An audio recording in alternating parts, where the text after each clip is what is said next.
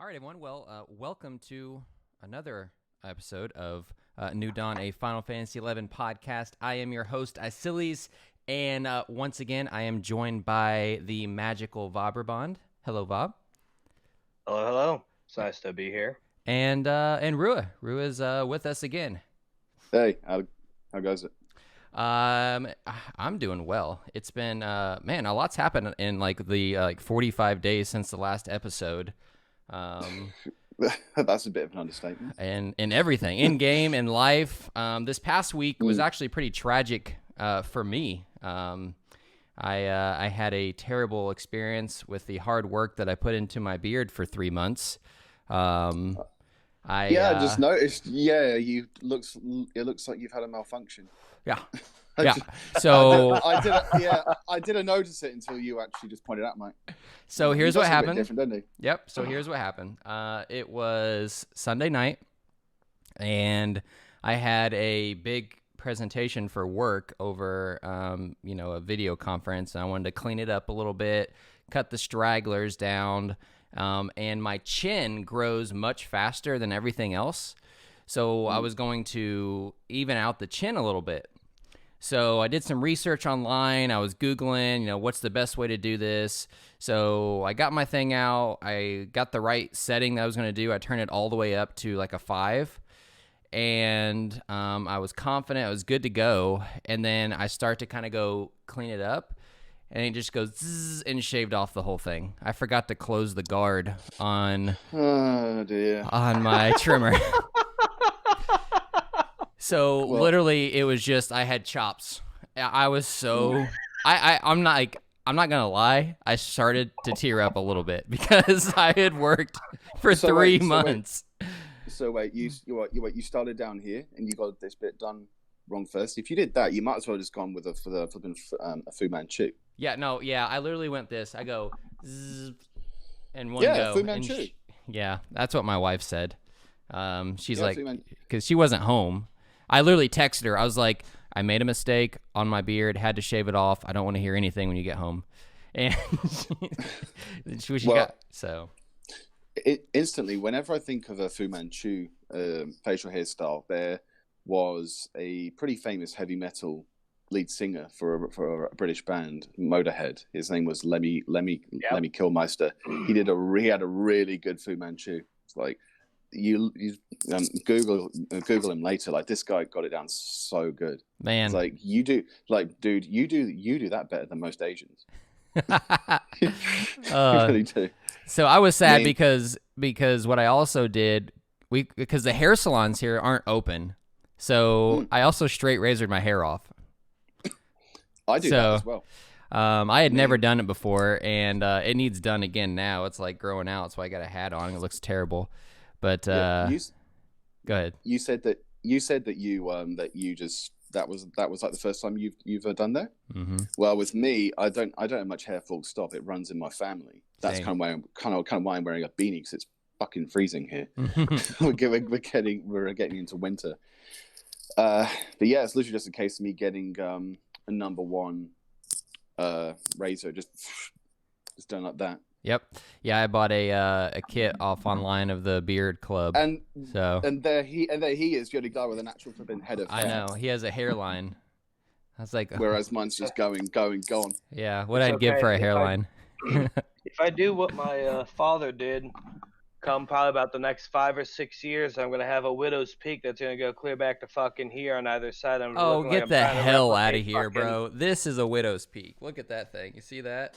You should see my widow's peak. You should see my father's. My father's goes clear back to the fucking where his headphones goes on. I shit you not. Like, it's foul. It goes all the way back here, and he's got a bald spot that meets it on the other end. Goodness. A fun social experiment I've run a few times is I've got a few heavy metal shirts in my closet, and whenever I shave my head completely, I'll just put on one of these shirts and walk down the high street, and I see how many families like cross over the road to avoid avoid going near me. It's like, oh, there's one. Oh, there's another one. Oh, look. Oh, look. There's a guy doing that. There you go, then. Goodness. Well, so what a week. We got a lot of stuff to talk about today. just a quick overview of kind of what we're going to go over. First, we're going to go briefly over the Kraken Club situation. I'm not even sure if Rue is aware of it. We'll talk about some of this stuff and feed the trolls in the forums a little bit, just because I know they're waiting for it. But then we've got some other stuff around the Mercing situation on Asura, however you say it. Kind of what makes us mad or what kind of ticks us off just a little bit, and the usual, let's get into talking about some jobs and what we want to see changed. But yeah, Ro, did you hear about me? Did you hear about the drama I caused? I skim read. I've got a rough idea of what happened. Dumb shit just happens all around. This is a fucking Asura. Yeah. Dumb is like damn near our second language. So yep. No. Dumb is the first language. If I didn't know any better. Yeah. So for anyone who doesn't know, I I went to thought I found a good deal on something and spent 550 million gil on a shell buster, but one of the oldest. Yeah. Hey man, he's making that Shellbuster Ranger work out though. Yeah.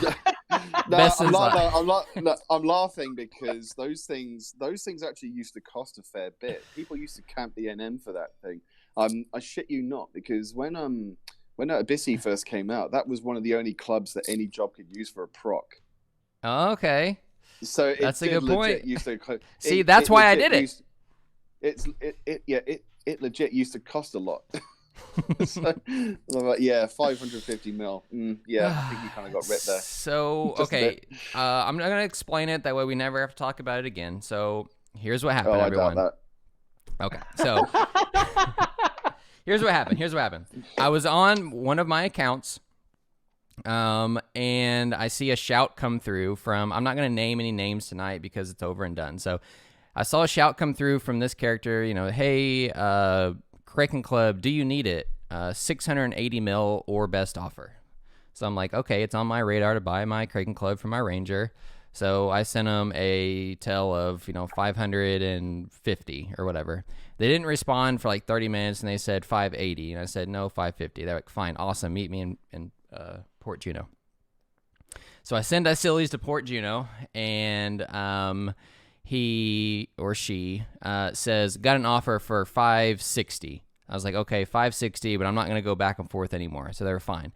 So we went in the trade window, okay, and I verified that a Kraken Club was in the window. He put the Kraken Club there, and because obviously I know there's a Shell Buster, that's a thing out there. So then after I look at it, I go back and tab up and confirm mine, and I don't know. At this point, I don't know.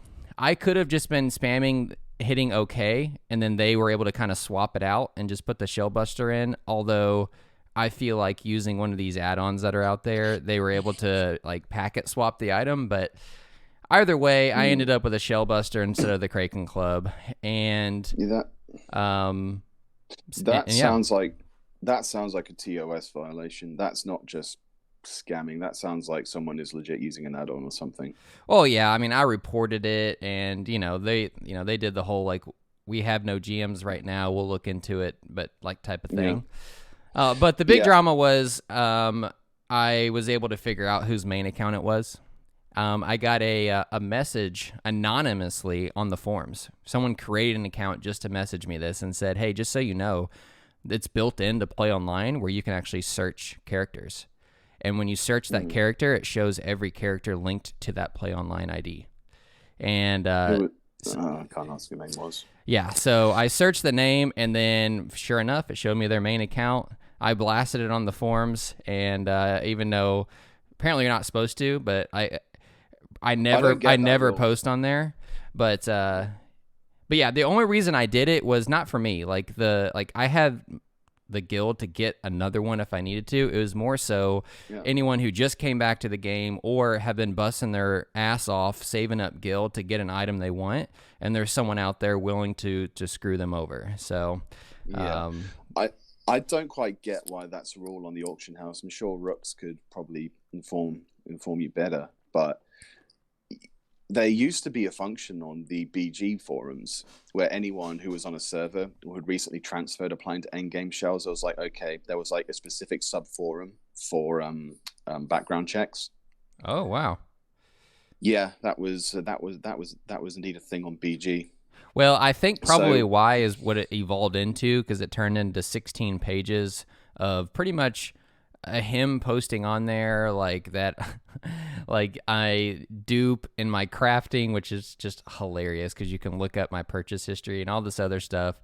And then finally, he got so much pressure from everyone on the server that he went back on the forums and spilled his guts. He's like, yes, I did it. This is what I did. Here's the steps that I did it. He sold all of his stuff, and he either quit the game or he quit his character and made a new account because of everything. So, well, that's kind of a thing. Like peer pressure does actually work in any kind of multiplayer online setting, especially in an MMO. Like your social network, if like your entire social network abandons you and you just get like you basically become some persona non grata for doing something really fucked up or something really immoral, you're toast, pretty much. Yeah, and that's why I tell pretty much in the link show, like we stay off the forums and we stay out of shout. So I kind of went against my own thing a little bit by even posting, but I just felt like this guy was out there. He'll do it if he's willing to do it to one person. He'll do it to another. So yeah, exactly. But other than that, we never engage in that stuff just because. Yeah. My personal rule is, if there's a high value item that I want to get and someone's shouting, I'm like, no, that is going in your bazaar.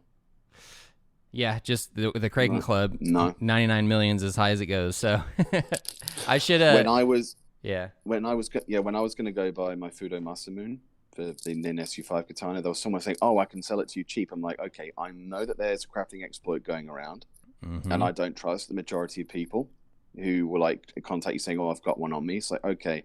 Initially I was like, okay, I'll just come and buy it from your bazaar in Mahora. Meet me there. It's like, oh no, I'll only trade it. I'm like, okay, bye. Yeah, like, nah, I simply don't. It sounds horrible, but I just don't trust the average person. Yeah, that's a personality flaw for me. Pretty accurate way to handle it, though. Yeah, that's my problem. Is I assume the best in people, and so I gave up on that long ago. Yeah. Yeah, I should probably adopt that. But yeah, let's anyways, the drama's over, whatever. I'm out my money, but you know what, I feel vindicated because that person was ousted and quit the game, sold all the stuff, or at least had the force to make another character. So but yeah, another big thing, and I don't know how much you follow this, but you know, for me, like regardless of what this dude tells people on the forums, and anyone in the link shell can tell you, is I spend probably 80% of my Final Fantasy time crafting. And that's probably an underestimate. And legitimately, and I stream all of my most of all of my crafting sessions, and we follow this stuff close. And the crafting exploit is just out of control, and it really sucks for the economy for us who craft. But yeah, there's I don't know if they've patched all of them, but there was 4 of them.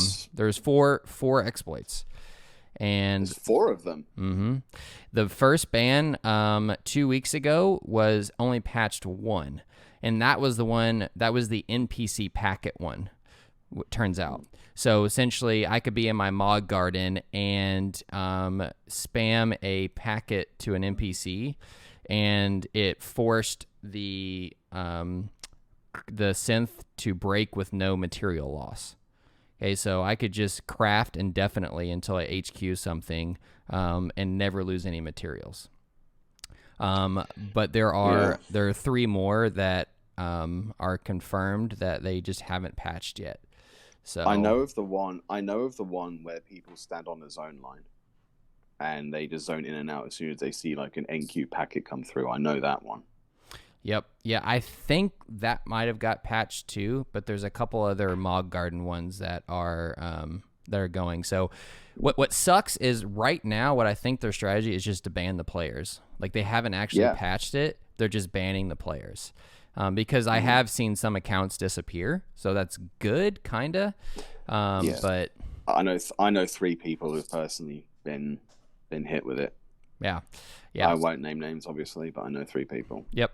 Yeah, I mean, I know names too, and I just, I craft an Eastern Adulan in the corner. It's literally the New Dawn corner. There's like 5 of us who sit there and craft. Yeah. But yeah, it kind of sucks for the legit crafters because, when you see someone have 25 plus 2 necks in their bazaar, like it's like, come on, that's something's up there. Yeah. Oh, there's all these exploits, and yet the shit's still going, just skyrocketing in price still. Yeah. It's just but as far as I see it, you can have all of the +2s and SU5s and whatnot. If you're a shit player, you're a shit player. Yeah. It's kind of like giving the keys to a Rolls Royce to a garbage truck driver. Actually, I would trust a garbage truck driver better with a Rolls Royce than I would a taxi cab driver. I'm just throwing that out there. Well, I mean, that's kind of a good transition, away from these topics. Is what are your all's thoughts on? I mean, I guess I'll let you guys kind of talk about it, but one, merking in general, and then kind of when is too much, or what is too much. Okay. So, if you don't mind, I'll go ahead and start on this one. I think merking overall is a good thing that has a problem of too much of a good thing. And when I say it that way, my primary means of making gil in this game is I will go spend 2 or 3 hours and go farm a handful of Abyssia pops and sell them off. And in that 2 or 3 hours time frame, and I will sell price per drop instead of per pops. Some people don't like it. Deal with it. And I'll go pull 20, 30 million gil, depending on how many my luck with procking and whatnot. It's not that bad. It takes a little bit of time, but I'll go do that maybe once or twice a week, and I've got a steady supply.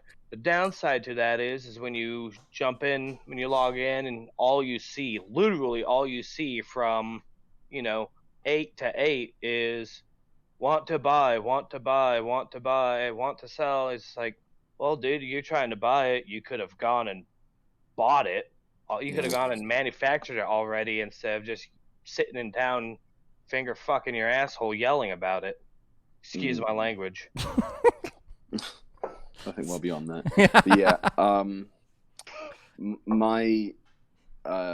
My stance on it is look, I'm not without sin. I've done it myself in the past, but I know I'm not very prolific. I used to sell like Racing Gema tier 1 drops for like 2-3 mil or something because it's easy. I normally solo things to just kind of go and scrape rust off of jobs I play. But I've gone along with Link Shell members to like 1 or 2 master trials as well.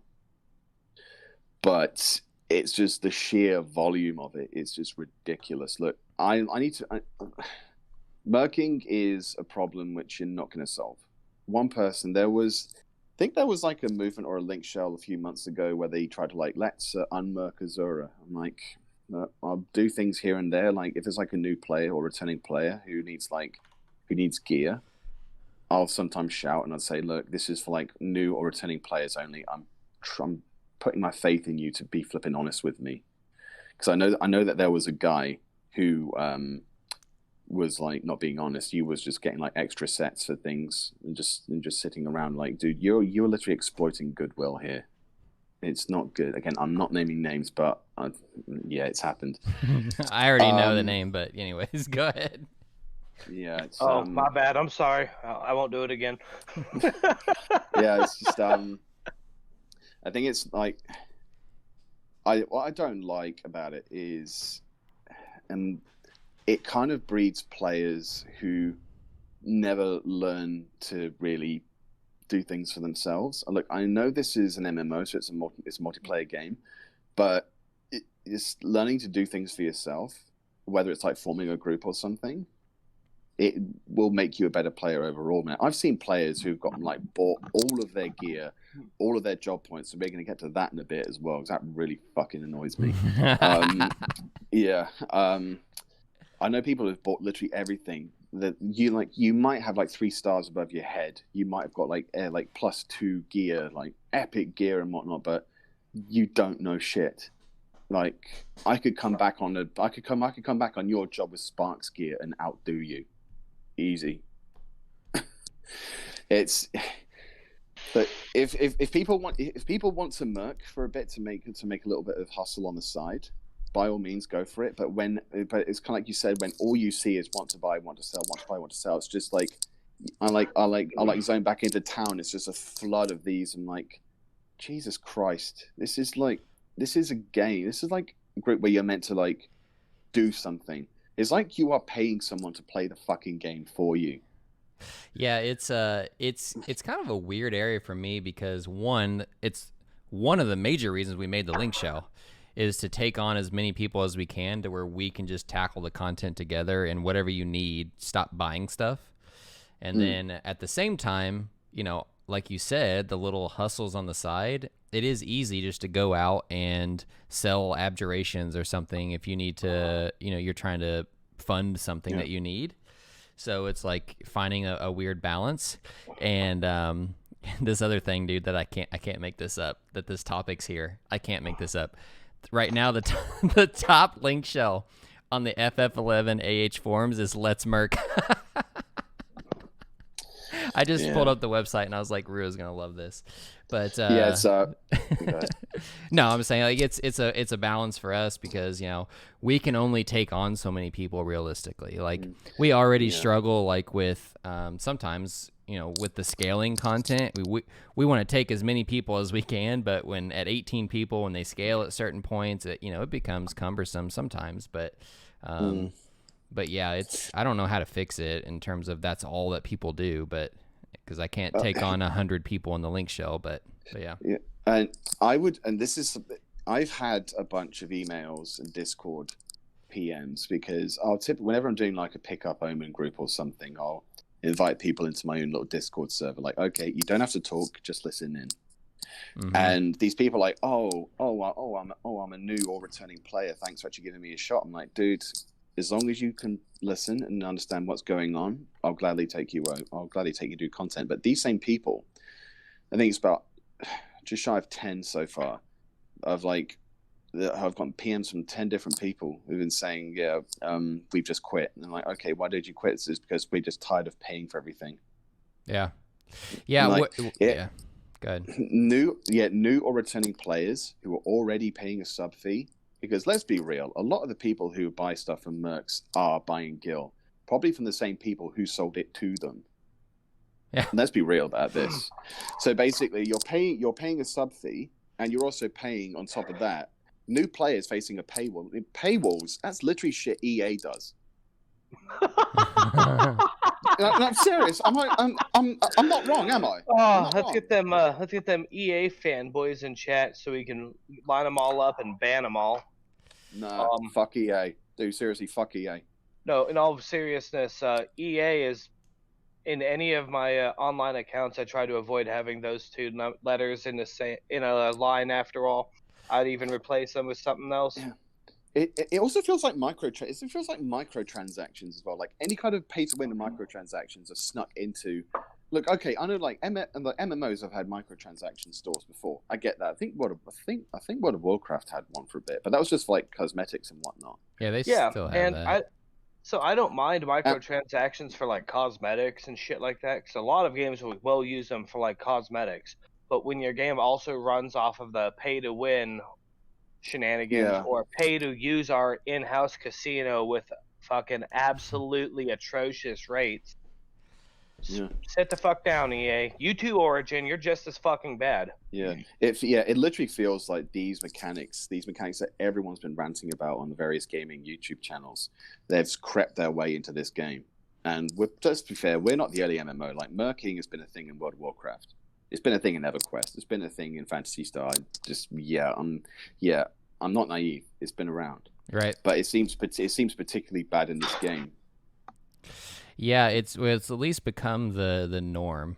So I feel like there's no balance anymore. It's like, and once again, I don't know what the answer is, but it could just be, in those moments, like you said, there's just got to be people that, whenever you're going to do content, you've got to just take people either outside your link shell or I don't know, but it's definitely a pay to win inside the game right now. And a lot of people, using their Trump bucks to, get a bunch of gil and, go out and buy everything, because then it's dumping massive amounts of gil into the economy and inflating all the prices for everything. Yeah, so, which leads to hyperinflation. So, Yep.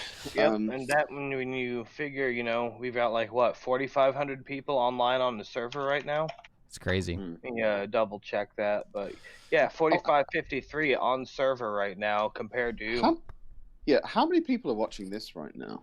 About 30. Server. About 30 people. It's What? Something else. Go ahead. Sorry. Yeah, something else which kind of gets me. I'll do this on occasion if someone is really insistent on it, but I'll give them a massive discount. Say like, people on Asura would sometimes see me shouting for various Omen bosses from doing basically rust scraping or just doing 1 or 2 recordings for things. But I'll get people, as I'm trying to fill the shout with okay, 2 people on one drop, 2 people on another one.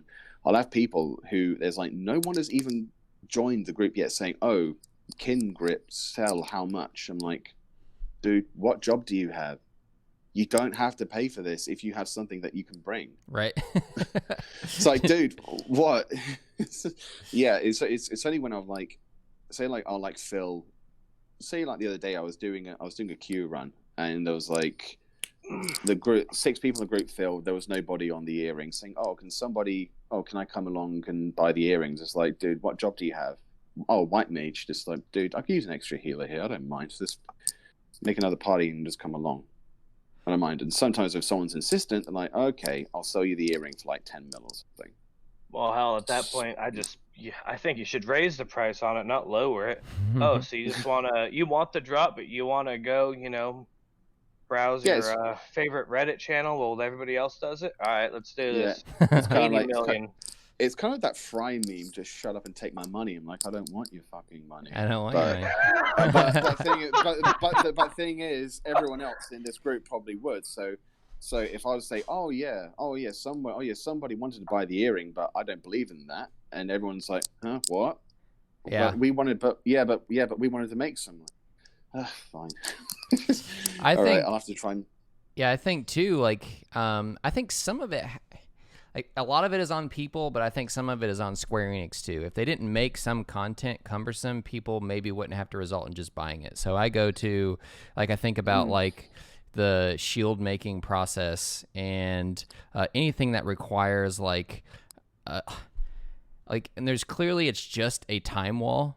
It's not to challenge. It's not to challenge you on being able to acquire these items. It's just to create a time wall to get it. That's where I think it breeds the merking, because I know if there's other people just willing to go out there and get it, I could easily do this, but it's just my time could be spent elsewhere, and I could just pop in and buy this item when I get it. So it's I don't know. There's a difference between cumbersome and just people just lacking skill on the jobs that they're actually on. And we're about to get onto that in a moment. Yeah, I mean, we can transition into it, because I think this will be some good dialogue with job point. I'm assuming is what you're talking about. I've got ammo for days on this. So here's how we'll approach this. I want to give you my stance, and then you tell me everything, because I feel like my stance would probably bring up most of the reasons for why people buy the job points. I don't feel that me going and sitting and getting 2,100 job points teaches me how to use my job. I think getting to the point to where, okay, let me back up a little bit, because this predates me playing this game a little bit, because someone who is very experienced and is against a lot of what's going on the server, but job points is one area where he's he doesn't feel that this teaches you how to play your job. And when they originally announced job points, they said they weren't going to be required to do the content. And that's not true anymore. That's not true. So it's not true. So now you need those job points to even be able to tackle some of that content.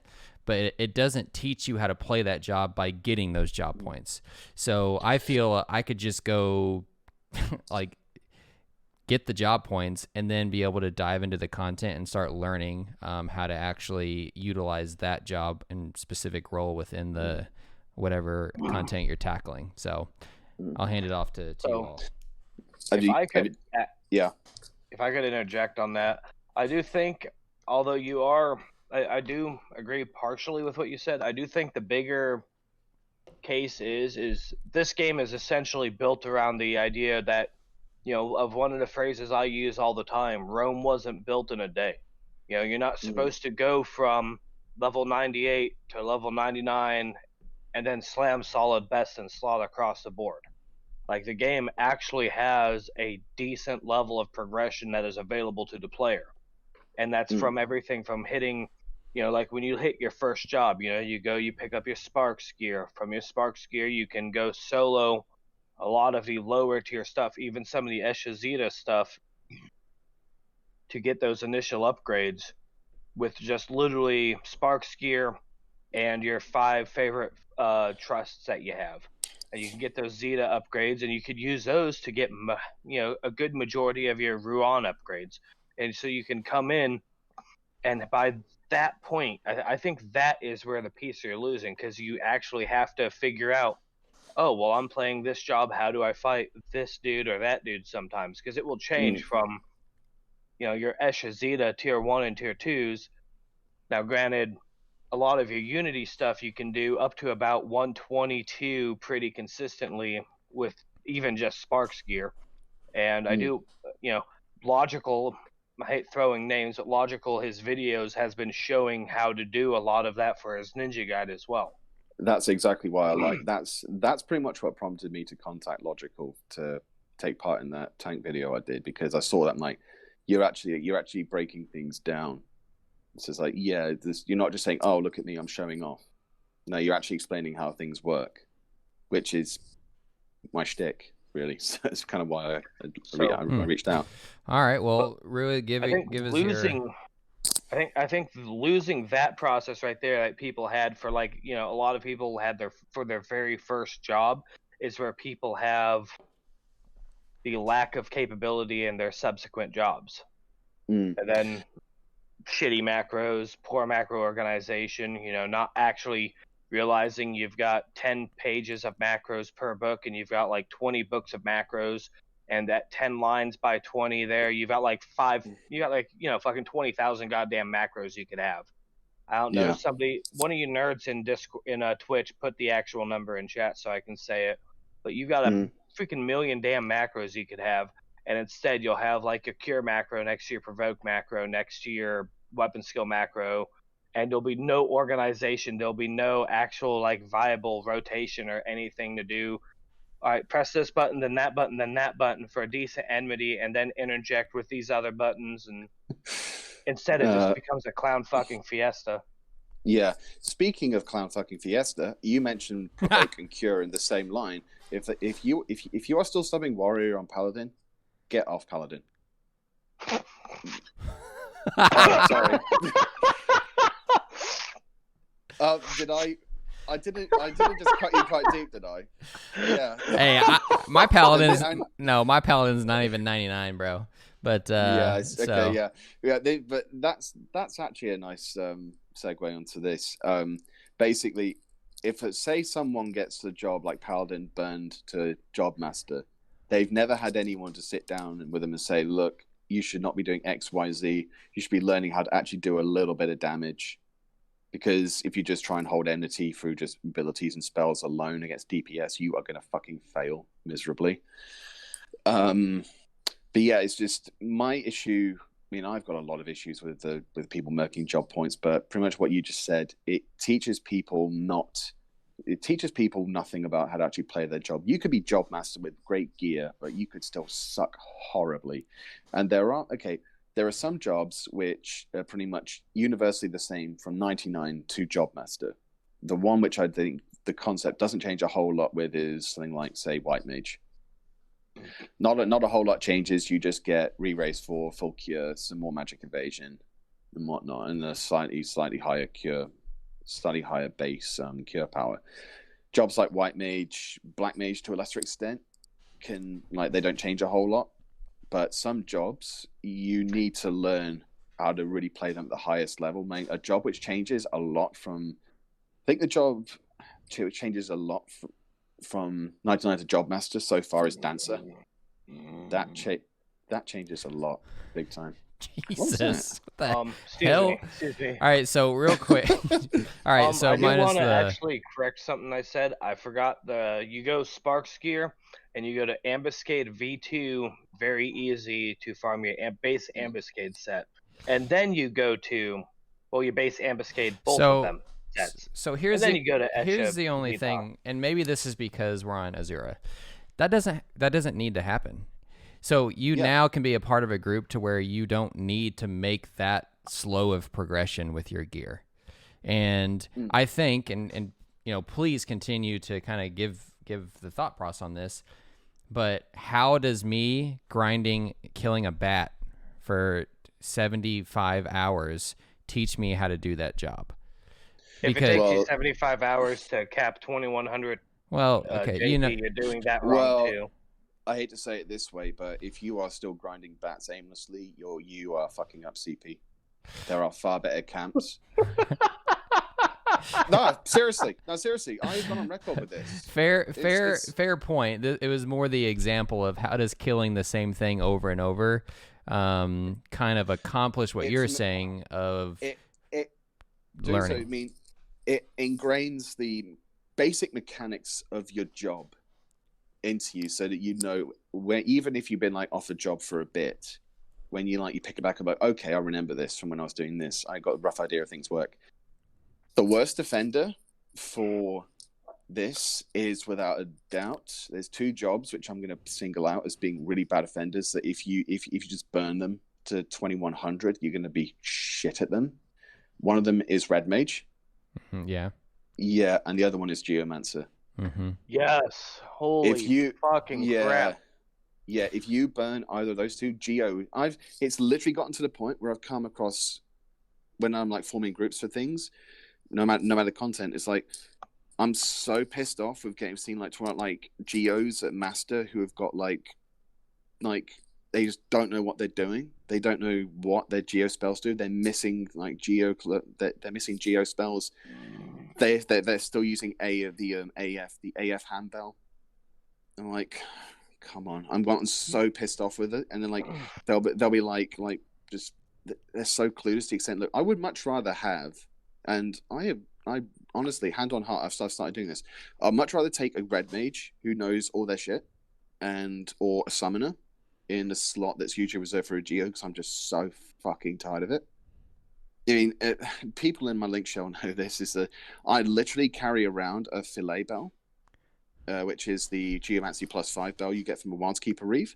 I carry one in my Mog sack whenever there's a CP campaign coming up, because so often there'll be a geo in the AF bell. I'm like, hey, have this, use this, please. Oh, because they don't realize Dunna's a thing. Yeah, they don't realize Dunna's a thing, and what it's really made me... Dunna's actually the single best Oboro item in the game currently. Yeah, it's just quite fucking tragic. Yeah, and the thing which made me snap was Corsair as well is one. That's a dishonorable mention for a job which people can fuck up really badly if they don't pay attention and learn the actual mechanics. Yeah. Now, there's two things which made me snap. One was a Geo who was still using the AF bell, Job Bastard, and the only Geo spell they had was Frailty. That made me snap. And there's one which a few people, especially a few Link Show members were watching this. There was someone who joined a group, a Corsair, who literally only had Chaos and Samurai roll. That's all you need, right? Literally, that was... Oh, my God. Oh, that's all you need. It's just I just bang, just kicked him. Just kicked him for the rest of the run. Savage. I literally when I kick a core for my group and I get fucking Coltada out. that fucking Get out of here. That skill chain interrupting motherfucker. Like that's all Katana's dog. good for. This fucking useless trust has more use than you. You should have been Yeah. swallowed, and your character should have been swallowed. Get out of here. Although, some of these, let's just go on the flip side of this. Some of the best players I've seen. There's one player, and he is actually getting a shout out here. There's a Beastmaster called the Fox Danger. He's actually the guy who kind of got me onto CPing my Beastmaster, which I am during this campaign. I brought him along to the I brought him along to the Inner Rakazna. Yeah, I am seriously no, and it's good. I broke it, didn't I? I broke it, didn't I? Yeah, I broke it. Yeah, I'm sorry. I'm thinking about all the things I'm gonna say here in a few minutes. But please finish your story. I want to hear it. Yeah, Go. Yeah, this guy. I was initially like, DD Beastmaster. I'm not sure, but I'll give it a shot. I was CPing my Paladin, and I know Paladin's good at Pox sounds for Holy Circle, and the killer effect against undead. So I brought him along, and he had I think it was the Faz out, and he was doing he was literally just killing these Pox sounds without Geo Frailty in three flipping weapon skills. I'm like, okay, that's rad. Just like, dude, it's just like, dude, the point I'm getting at, if a person actually learns their job in and out from doing job points, I'm pretty sure he was capped. He was just helping out. And when a person knows their job in and out, they can do some pretty crazy shit. It's like I was not expecting that from a Beastmaster, and now that's kind of got me delving into it. And there's a lot of potential here. I just think they're playing it wrong, which is a bold statement from me. So I love that, and we are definitely going to dive in deeper. I guess before we get into some of those job things, if anyone just listened to the past 20 minutes, they're probably like, why do people even play this game? So what are some reasons that just, I don't know, I guess keep you going, keep you playing, why you still log in every day, do the content, what's the light at the end of the tunnel that people should actually kind of look forward to for the game? Well, that's the beauty of this game being an MMO. Your goals are whatever the fuck you set. If you wanna master this job, well, go master it.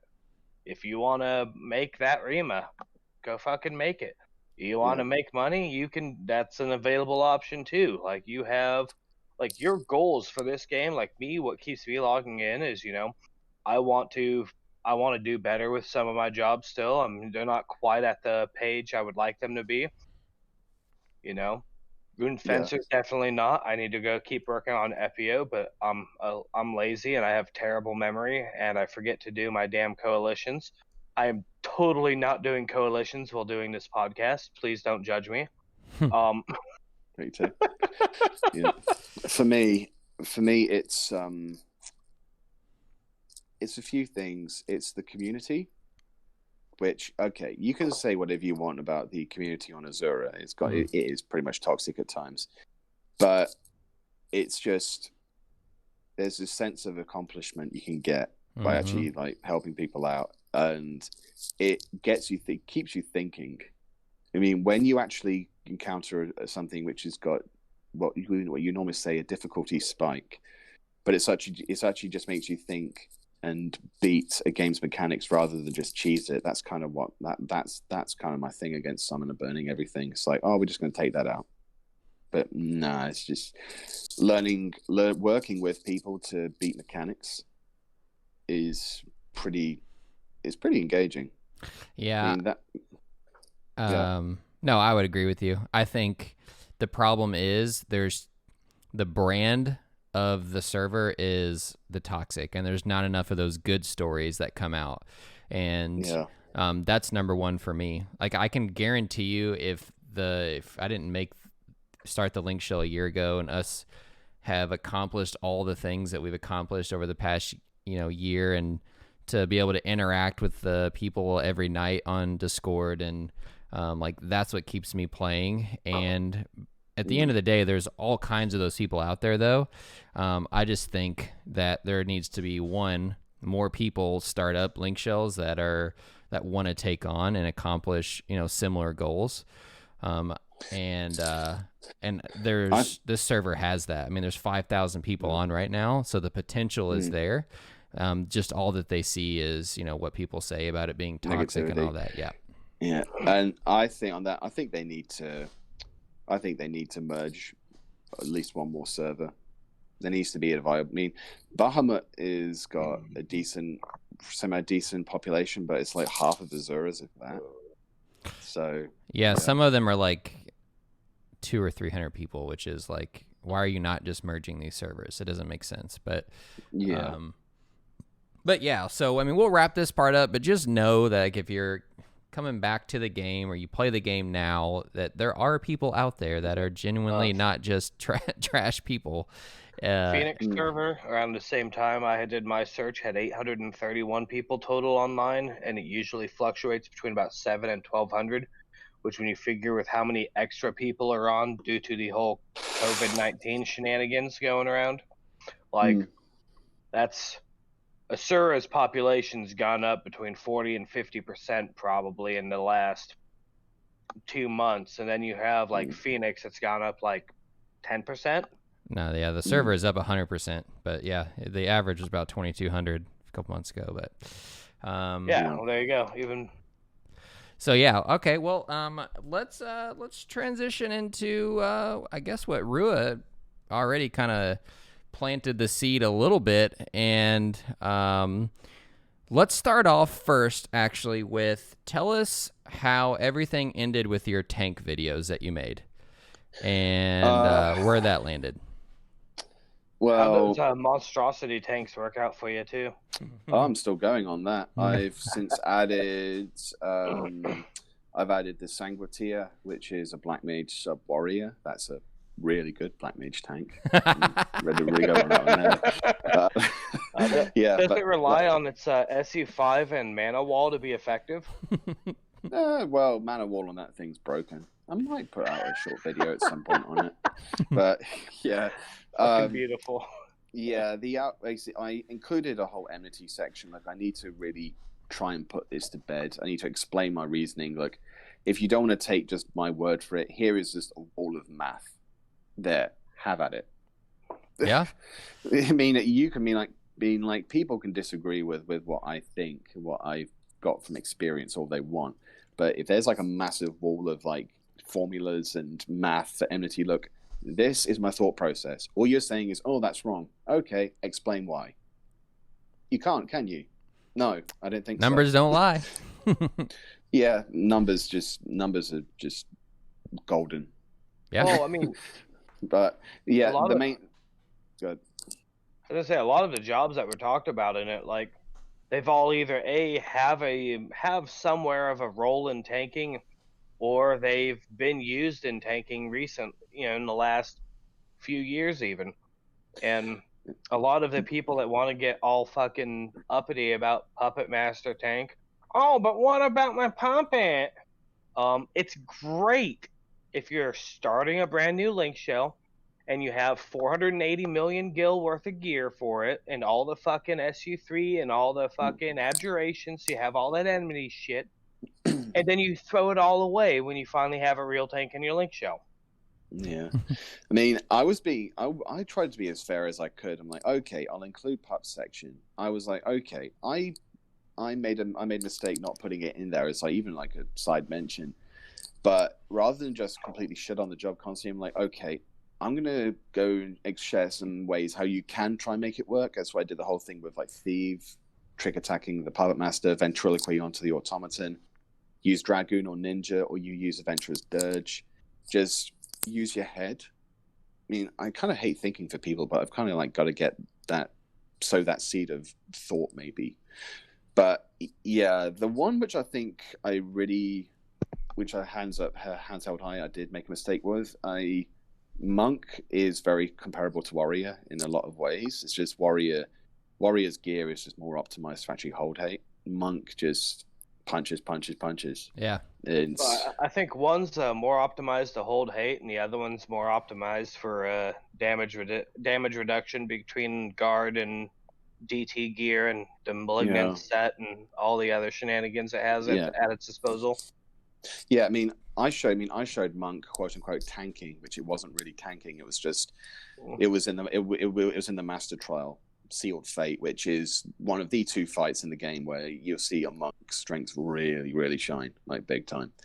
So like there was a Rune Fencer that was holding Omega, and I was on Monk holding Ultima. But if I like inversed that and the Monk was against Omega, the Monk would have gotten flattened, like badly.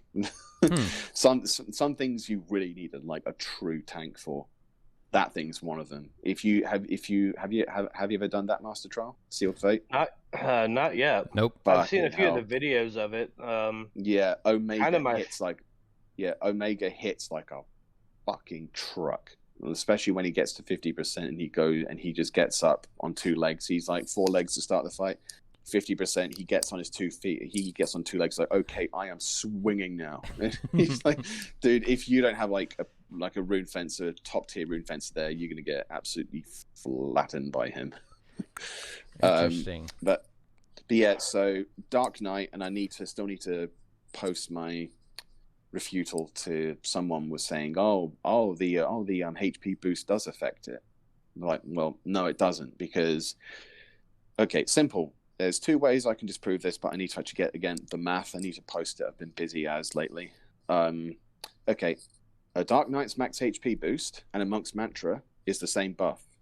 It's the same. It's considered the same buff. That's why the 2 overwrite each other. Now you can have your Monk do Mantra on a Paladin. Paladin has Atonement, which is pretty much the ultimate enmity gauging tool. So yeah, you simply fight the Sabatender without Mantra, get hit with 10k, get hit with a Needles move, then do Atonement to see how much hate you've lost. Now do the same thing with Mantra. The figures will speak for themselves. Yeah, so that's how you disprove it. And if a Dark Knight's HP boost affected other things based on HP, how come when a Dark Knight has capped HP, they're not invincible to magic when a Rune Fencer uses One for All on them? They're not. Isn't One for All based off of the HP user's HP and not the receiver's HP of the buff? Yeah, no, One for All, its magic shield depends on the HP of the person getting it. Oh, I had it backwards, and I thought it was based on the user's HP, not the one receiving it. That's interesting. Yeah, it's one receiving it. Yeah, so there's 2 ways you can pretty much disprove it. So I'm not backing down on that. Dark Knight is not a tank. It's a tank in 14. I think there's like some people come from 14, they see Dark Knight like, oh, it's a tank. Well, no, it's not. If you try to tank on this job, you're gonna get fucked up. You're gonna have a bad time. You can have a bad time. It can work in some situations. Oh, you can just go and sub Rune Fencer with an enmity. Oh, you're gonna have a bad time. I can't do that. I can't avoid saving my life. But yeah, it's just that's not a tank. Blue Mage is more of a support. I know there's like Drelo and Spicy Ryan are probably going to flip their shit at me for saying that, but yeah, it's far too much effort, and I think that my good friend Zeta did kind of offered his thoughts on it as well. Zelk did a good job as well, so I'm leaving the Puppet Master thing to lie. I've done all I can. I've argued cases for and against it, how you can try and make it work if you're really adamant. So I've been as fair as I can, but I've had like some people PM me again on Discord. I'm quite liberal with giving up my Discord handle, which I probably shouldn't, honestly. Say, oh hey Rua, when is the third part coming? I'm like, and I'm just playing that African. I'm just playing that coffin dancing meme in my head when they send that to me. It's like, no, this is not going to end well. No. Done. I'm done with it. Dude, we had a puppet master in the Link Show rage quit the job and sell off everything over one specific thing that happened. So they went out to Outer Rakazna or Inner, wherever the high level skeletons are there. I think maybe you made them for your, and he had every piece of gear you can think of. probably like Vob said, 500 million in gil, everything you can think of to maximize everything. That guy probably had And, it over that because he even has the SU5s and all that other shit too. Yes. And couldn't break over like 8,000 damage on a streaming pummel from his pup on skeletons on his automaton weapon scaler. Was he solo? Or 20,000. Was he solo? They had a well, there's two of them, but regardless, with their pup only doing minimal damage with all of that gear, he was like, "Fuck this, I'm done." Yeah, well, Pup's massively starved for attack, and I really wish I could have spoken to him, honestly, because you can. I have 3-shot Draugr on my pup. It's you need the right attachment set out, and you need to actually skill chain with your automaton closing the skill chain, because Bone Crusher from the Valor Edge gets a fucking huge damage boost against skeletons. Maybe that's what he was using. All I know is I was out there watching, and it was pretty sad watching the automaton kill that thing. The best CP I've ever gotten in this game was at that Draugr camp. It was a Puppet Master, a Monk, a Summoner, a Scholar, a Corsair, and a Bard. Yeah. That was the best CP I've gotten. You don't even need a fucking Geomancer with that setup. That's so beautiful. No, you don't. The Geo's not very good for that camp because the camp is mobile. Yeah, and like magic aggro and everything else too. Yeah, everything stops to cast, so just travel. The Monk follows, the Summoner follows the Monk. The Pup just goes off on their own with a core maybe, and yeah, they just skill chain as long as the automaton's closing that light. It's probably gonna be doing cap damage. You need both of the speed loaders to do it, and the attuner. But yeah, because the automaton actually doesn't need a Geo. Yeah, that's the thing. Yeah, they didn't have a Geo out there. Yeah, the automaton doesn't. The Pup will need it. The automaton doesn't. Right. But the Pup is just there to set the pet up. It's kind of like the inverse of Beastmaster. I think it was just like the lack of damage from the actual the little pet. And yeah, the one thing which always makes me rage quit off Pup. I mean, I've still got the gear in my Mog Satchel, but the thing which makes me rage quit off Pup is how fucking stupid the Black Mage AI is. I don't even know. Really, all I know is we got an Udug jacket for someone and their pups. So. Yeah. Basically, you can't not being able to directly control as and when that thing is casting. Even when you set up like a skill chain for it, you're like, okay, deploy.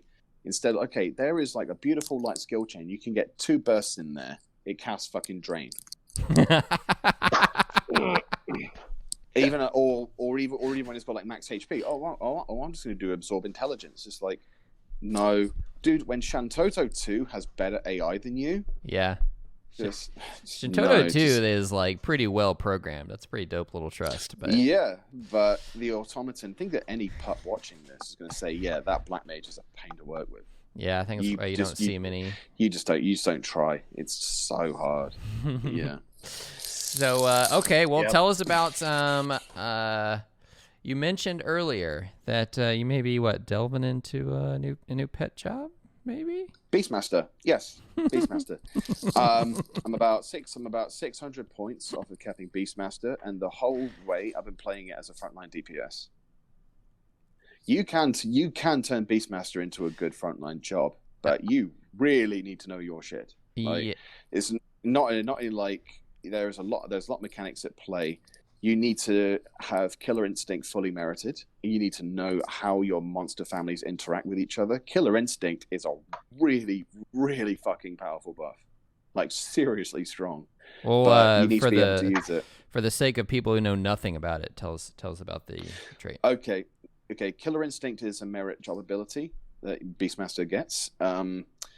It gives every party member and the Beastmaster damage dealt plus and damage taken minus, which is its own separate category, kind of like Relic, rank 15 REMA's that effect, but it's for every hit you deal and all the hits you take. And the caveat is the monster you have active, Killer Instinct gives that killer trait to your entire group. So the pet you have active has to be strong against what your group is fighting for it to actually work. which basically Beastmaster covers everything that like Paladin, Dark Knight, Samurai, and Dragoon can't. Basically, those 4 have got circle abilities. It's basically like a circle ability on roids. Is it a cooldown ability? Yeah, it's a cooldown, but you can. It's got a pretty easy to work with. I think it's only down for like a minute. Okay. It's not like a massive big deal. But So you mean Beastmasters can do more than sell power levels in Escher? Yeah, I mean, when I've got it mastered, I've got a different job guide coming up first. I'm probably gonna say, okay, Rua can't possibly make any job seem good. I'm like, okay, all right. You want to try me? Okay, let's see how this goes. And some of the Beastmaster pet. Oh yeah, and if you can't use Killer Instinct, but you can still make Beastmaster work alongside one of those other jobs which have a circle ability. I mentioned the Fox Danger in Raz. He was using the Empyrean body on Beastmaster for his melee hits and weapon skills, because it basically, the founder's breastplate from Sinister Reign. Yeah, the one I unfortunately threw away because I was from my Tachi Jinpu set, and I threw it all founder pieces. Yeah. Basically, the Beastmaster MP body emulates that effect, and so if the Beastmaster is getting like a full power Holy Circle, Ancient Circle, Warding, or Arcane Circle from those 4 jobs, it's going to get the same effect as Killer Instinct on itself and the other job that's with it. So if you pair it with jobs. Beastmaster is all about abusing circle abilities and monster correlation.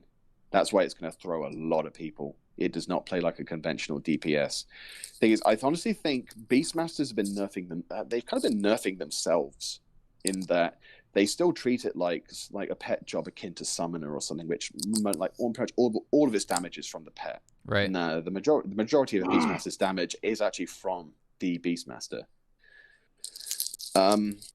I think that Square Enix like reducing the range for ready moves, like Beastmaster has to be pretty much next to their pet, kind of underlines that they want it to be like DPS you fight alongside its pet. So you think maybe that's their way of forcing people to learn what you're talking about right now? Yeah, and also some of the and in those situations where you can't actually abuse a circle ability or Killer Instinct, some of those pets have got pretty good utility moves. There's the most obvious one is the Slug, Generous Arthur. It's a slug that's got a ton of HP, it's really sturdy, and it's got 2 moves. One is Corrosive Ooze, which is minus 33% attack and defense down on Conal. It never misses on any content. No, it will just land every single time. So 33% defense down on that. You get Dia 2, let's say, on top of that. That's 48% defense down. You've basically matched a non-Idris frailty with Blaze doing that. Just that. So that alone will land on wave 3 boss. Yeah, lands without fail. Speaking of wave 3 bosses, Beastmaster is the only job in the game that can literally deal 3 to 5 million damage in one hit. Yeah, can. It can. Okay, because the slug's second move, Purulent Ooze, is minus 10% HP down on what it lands, and it never fails to land on anything. Yeah, but is that a? Okay, so it works. That 20 million HP just instantly gets reduced to 18. Yeah, bang, gone. So okay, all right, whoa. Okay, so I'm a slug. Yeah. I cast this move. You've got 20 million HP. Is that move? Does that HP removed once the effect is off? So like kind of like a curse effect. Is that what it is, or? I think it's got a pretty long duration, and if it does wear off, it will say then you just go and reapply it. It's 10% of maximum HP. It's not current, it's maximum. So what would that look like fighting? So, I mean, if something is 100% with 20 million HP and you use this ability and we're all whacking it. Well, you won't notice, but you won't notice right away. The time you will notice is if the effect wears off and you see like, oh, what happened there? That's the HP boost, so you just bang, hit it again. Yeah, it's a pretty neat trick, and this is just one pet. So you got a slug which has got 2 moves that cannot be resisted. It's really sturdy unless you hit it with a thunder nuke, in which case it melts. Um, what else you got? You've got an AccuX, which has got a really strong magic defense down, because of course Geo Malaise is nerfed in Dynamis. So if you wanted to actually get some good magic damage, you can still use Malaise, but then you just use his name as Fluffy Brado. You just stack that move on top of Malaise, and there you go. Your Malaise is back to max power. You guys know that as soon as this episode's over, you're going to see about 97 level 1 Beastmasters in Eshkazita, right? But I'm not even kidding. I'm thinking about going and unlocking that shit right now. Yeah. Beastmaster's great trick. Another great trick is, I'm sorry, I'm going off on a bit of a tangent here, but that was good. Like I said, I've been CPing it, and I've really been getting into it. It's like I've been skill chaining with my pets at Poxhounds. Say like, because when Poxhounds we normally just go off and kill our own mobs. I'll get the pig out. The pig will do sweeping gouge, which is a pretty good defense down, and then I'll do decimation off of that. There's fragmentation, decimation again. That's light, so dead. Wait, you skill chain off their abilities? Yeah. Man, I don't know anything about the class. Yeah. Beastmaster's got some pets which have got level 3 properties for skill chains. The Tulfea has a move called Pentapack, which is a 5-hitter strength mod, can dip and double attack. It's basically like Resolution, and it's also got the added effect of Amnesia. And it's two skill chain properties of Fusion and Light. So it's got Light. The Raptor has got a move which is Gravitation and Darkness, which hits pretty hard. So if you have a double attack set for it, there's a reason you see a lot of Beastmaster gear with double attack on it. All right, let's see. Doing a shout. Let's see. Job points. Can I have it, my Beastmaster? No, I was kidding. well, actually, Beastmaster would be going to like the gate zones. Like going to a gate zone would be a good way to show Killer Instinct off. Because say like you're fighting bats or something, you would just get the slug out, then do Killer Instinct, because Amorphs are strong against birds. I'm pretty sure that's. I probably got that wrong, but yeah, I've literally got like 3 macros on my Beastmaster book, which is like, okay, ecosystem summary, in case I forget. It's like, yeah, okay, so what do I need to do? Okay, so what are we fighting? What do I need to get out? Oh, can I not use anything? Okay, do I need to use utility then? So yeah, I kind of like jobs which make you think. Yeah, I might need you to send me that. Yeah. Oh, yeah, that is, I'm just stuck on this HP down thing. I'm sorry, but if you skim through the Beastmaster forums on the auction house, you'll find it being spoken about. It's just it's hard to believe, but it's a thing. It does legit work. So like if that ability goes off, are you just gonna take its HP down faster? Is that how you're gonna see that effect in action? Yeah. You notice like a wave 3 boss just dying a lot quicker than it normally does. Which, if you wanted to build up the mask, is probably not a good thing. But if you just want to wipe it out, then by all means, it's really good on wave 2 bosses. Especially Halfless, the Orc in Sandoria, the slug just makes him its bitch. It really does. Yeah, we already killed that thing fast, so that would be interesting to see. Yeah, a minus 33% attack down's really good on him. Like really good. A minus 33% attack down, it can't resist. Oh, and Beastmaster does actually have a stronger attack down. Now I remember, it's from the Leech, Acid Mist. It's minus 50%. So okay, here's where our biggest struggle is the Bastok wave 2. So because you can't use hype mechanics to kind of do that fight a little bit. So okay, looks like maybe we're taking a Beastmaster into maybe just maybe just throw Purulent Ooze on it and he'll die a bit faster, because the Quadav only gets really nasty below 50%. Yeah, we burn it to 50, but then if you get hit with its just monstrous AoE stuff. What we end up usually having to do is we'll put them down to 50% in like 2 or 3 minutes. You know, it just goes super quick, and we'll set up Odylix to go back to as soon as one wears, the next one goes off to put them down to about 20%. And then at that 20% forward, the shit hits the fan, and we either end up figuring it out or we end up with this awkward situation where we have one of the two tanks alive and one range damage dealer, you know. Yeah. A bunch of shenanigans, but we end up getting a clear usually by the end of the day. Yeah, the one which always gives groups trouble I found is Sandorius, because if you don't get Wilt, I mean, stacking Wilt with this Corrosive Ooze is going to be really good. There's a Blue Mage I know, Zedeking, who put a video. He usually comes along as Blue Mage when they know that they're doing a Sandoria Wave 3, because Blue Mage's attack down stacking with Geo Wilt is just so big on that thing.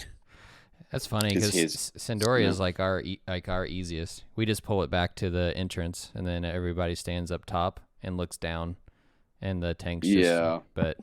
So we also actually just figured out what to do to make it even easier too, because we have started implementing Ninja using the enmity bonus stance for it, and as soon as he did a shoulder charge, he just turned it to Ninja, and it was just like, all right, well, tank used flash again. All right, we're good to go.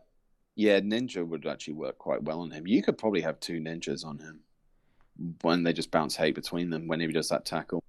Because the only dangerous thing is counter stance. I mean, Ninja stands more of a chance than most jobs of surviving counter stance because it's got to get through all the shadows, and counters are still subject to an evasion accuracy check.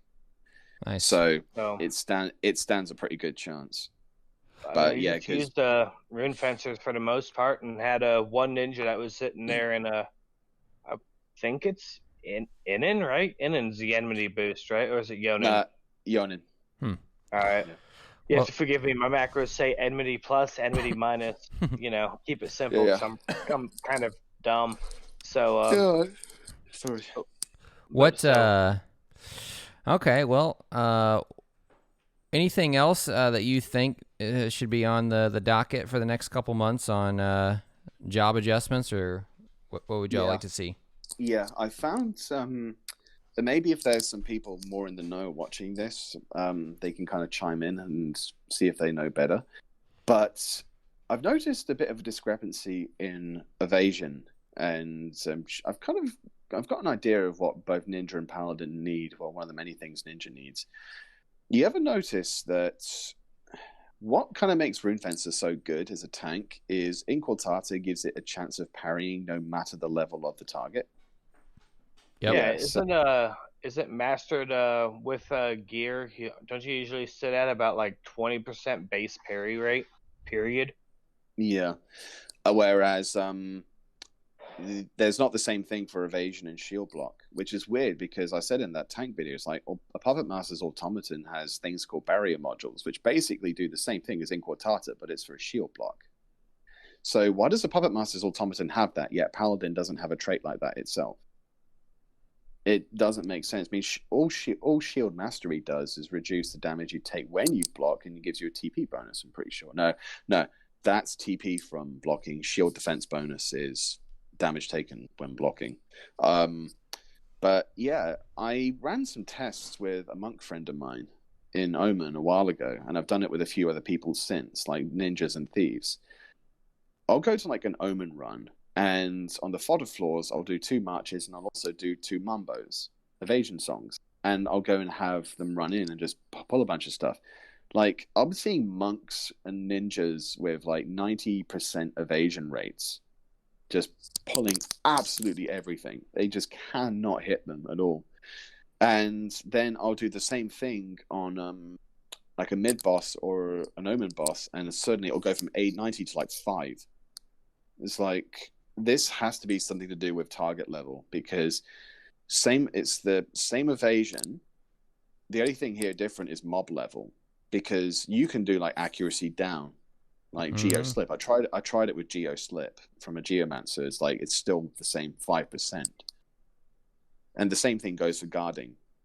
It's like, yeah, this is definitely a level. This is like a level thing going on here. So maybe Ninja and Paladin need traits of their own, like in Quartata, but for evasion and for shield block to kind of balance it out a bit. And maybe you could give Warrior 1 or 2 tiers of the shield block one. So you're thinking either job trait needs to come into play that allows a boost in evasion. Is that what you're saying? Yeah. Well, a static chance to evade attacks, no matter the level of the target.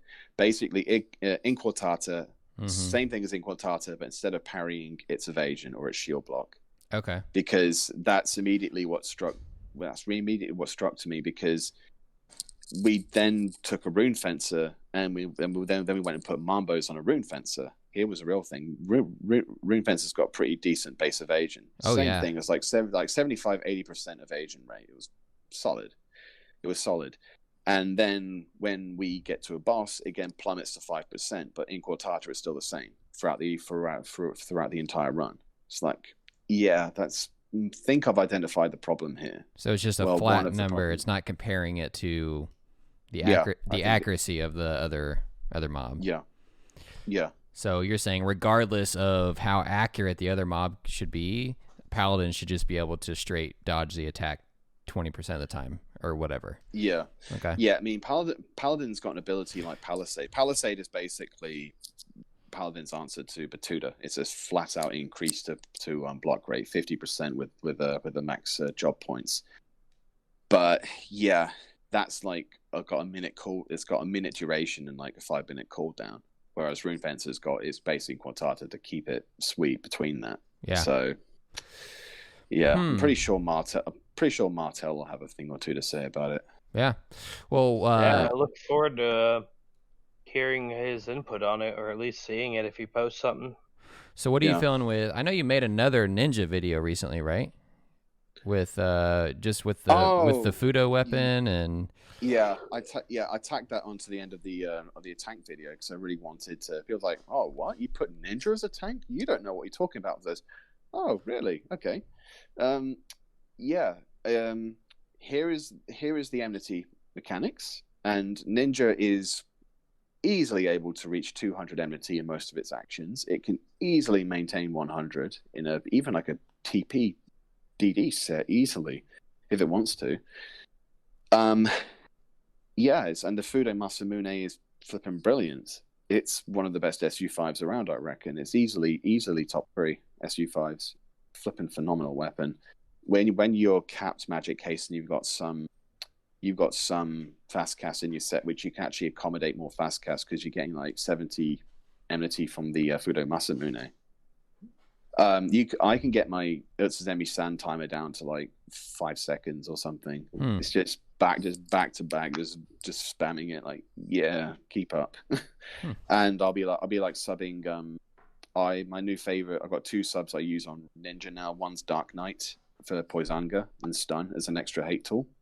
Poisanga gets hate on everything. Everything will come over to me. I'll just do Utsuzemi knee and then do San. And they just can't hit me. It's like, yeah, try harder. Come on. And Rune and sub Rune Fencer for one-on-one fights.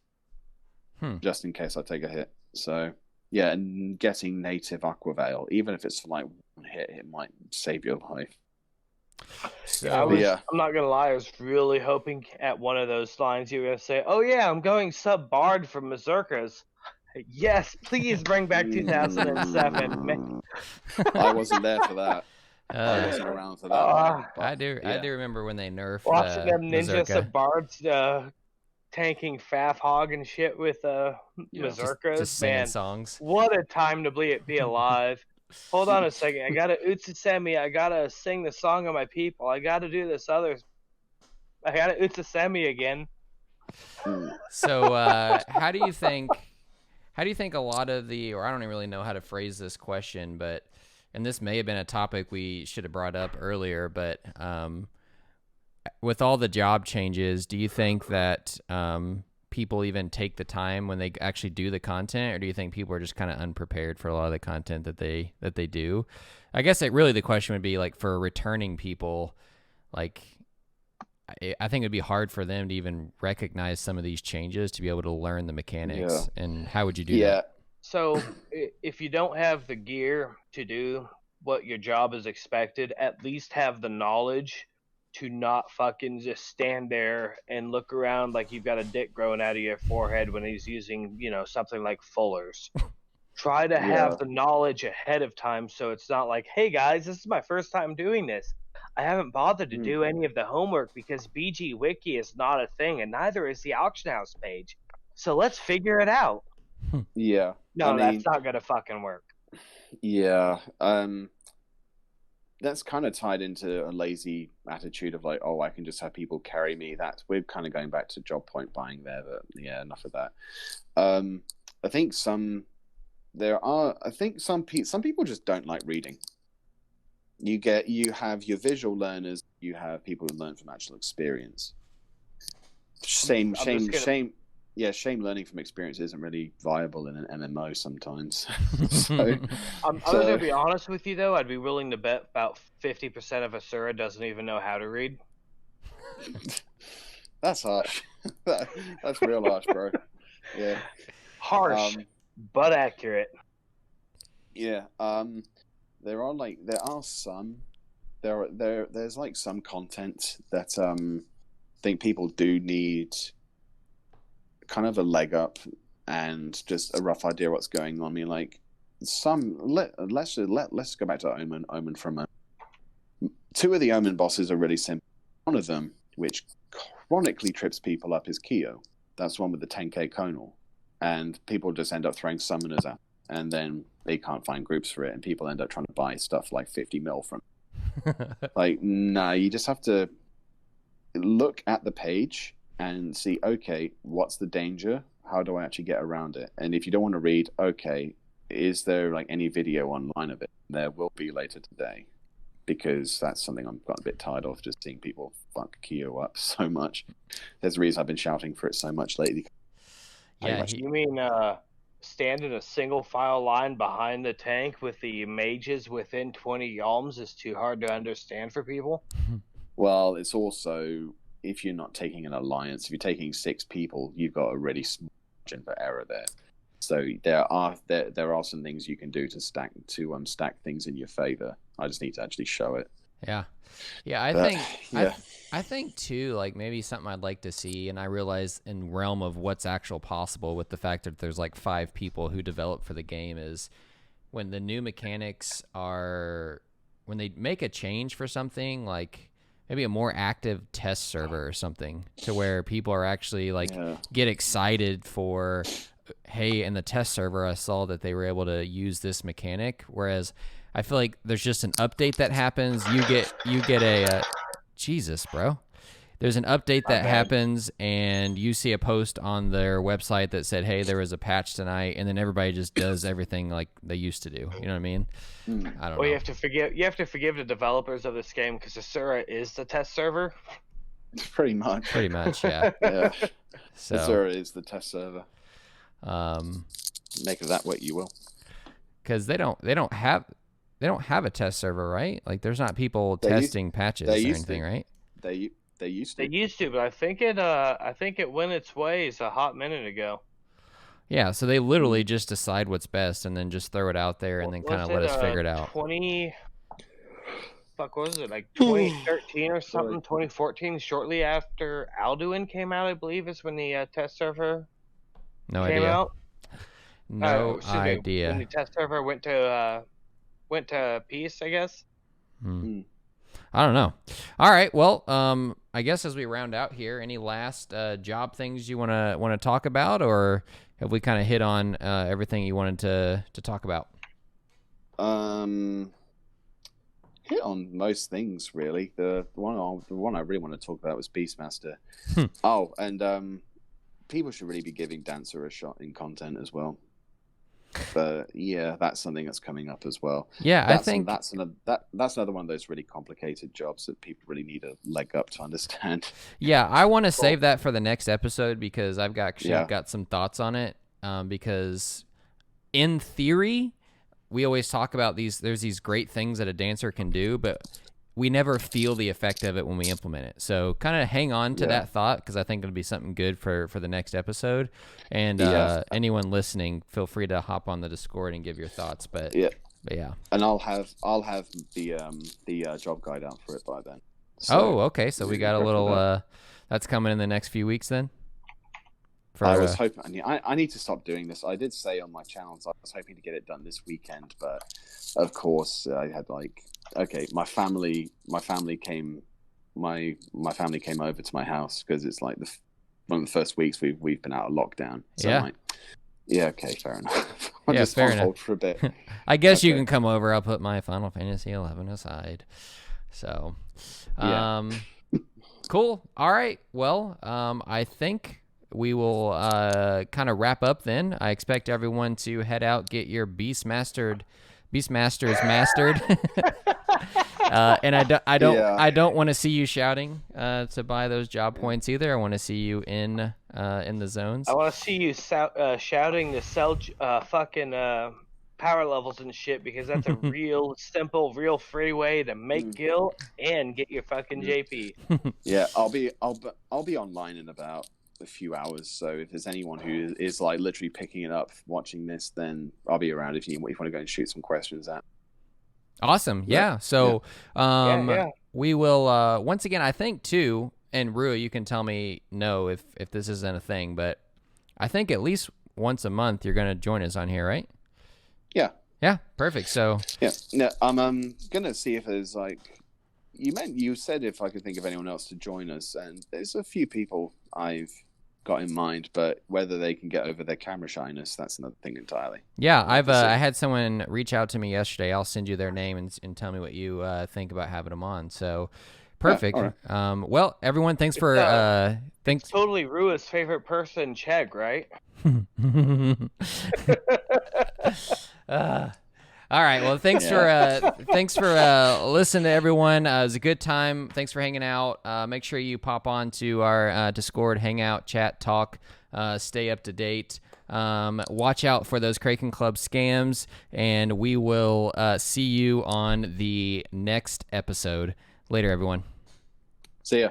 All right, take care. 4 beers is not enough.